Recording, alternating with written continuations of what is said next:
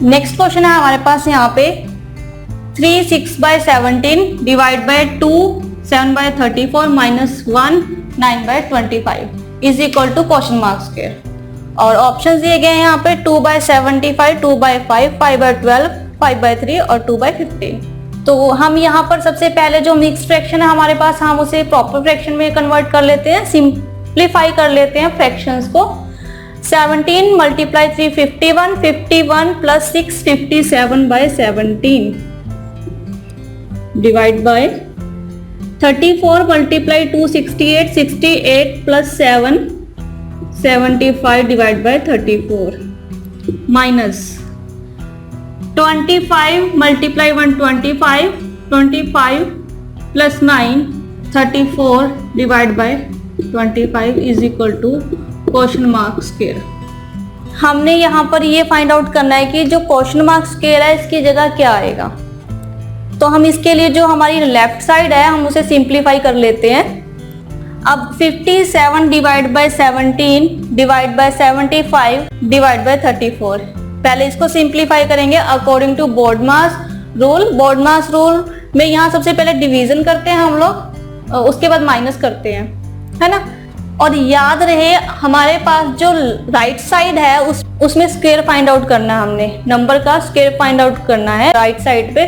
तो left side में जो हमारे पास आंसर आएगा वो स्क्वायर रूट में आएगा, उसका हमने स्क्वायर फाइंड आउट करना होगा, ठीक है। तो जब हम दो नंबर के बीच, अगर हमारे पास दो नंबर ऐसे है जो डिवीजन में है और उनके बीच में भी अगर हमें डिवीजन का साइन मिलता है, तो आपको याद होगा कि हम उसे किस तरह से सॉल्व करते थे। आप लोगों को याद होगा ये a divide by b divide by c divide by d। जब हम इन्हें करते थे सॉल्व तो हम इसे क्रॉस मल्टीप्लाई करते थे, याद है आप सभी को।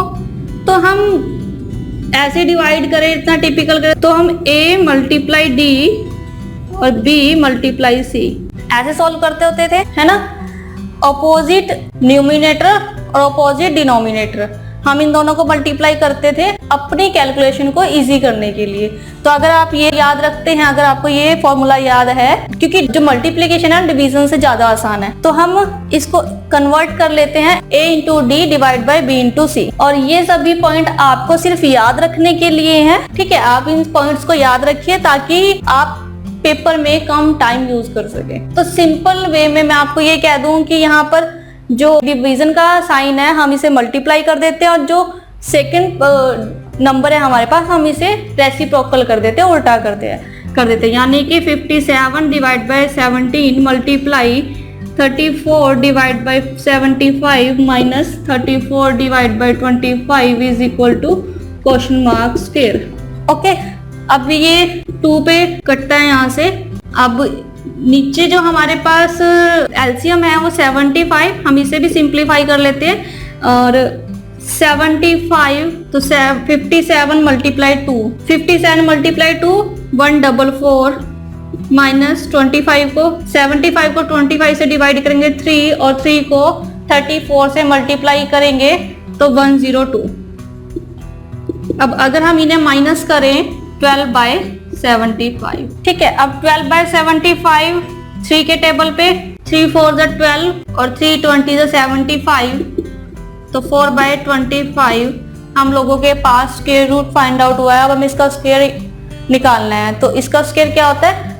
अब आप ये याद रखिए कि जो हमारे पास ये आया है 4/25 ये राइट आंसर नहीं है, क्योंकि हमें राइट साइड पे क्वेश्चन मार्क का स्क्वायर फाइंड आउट करना था, है ना।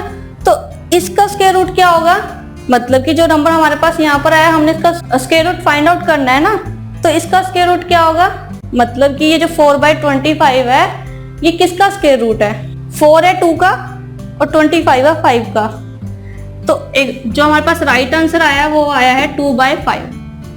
तो ऑप्शंस में 2/5 हमारे पास राइट आंसर है। तो जो क्वेश्चन मार्क की जगह आएगा हमारे पास यहाँ पर आएगा 2/5, ठीक है।